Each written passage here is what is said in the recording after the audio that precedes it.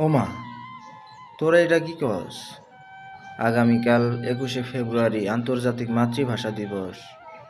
সকাল সকাল শহীদ মিনারে ফুল দিতে যাইতে হবো না? আরে তোরা তো এখন এসব কিছুই বুঝোস না, জানোস না, তোদের ভিতরে কোনো অনুভূতি নাই।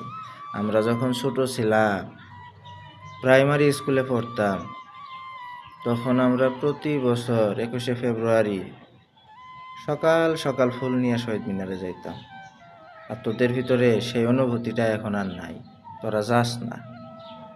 এখন শহীদ মিনারটাও জানি কেমন কেমন হয়ে থাকে, অপরিষ্কার অপরিচ্ছন্ন। তোরা এমন হইলি কেন? আর একটা জিনিস মনে রাখিস, এই 21শে ফেব্রুয়ারি সহ যত দিবস আছে এগুলা হলো বাঙালির অনুপ্রেরণা। এগুলা বুঝতে হবে, মাথায় রাখতে হবে, বুঝছস?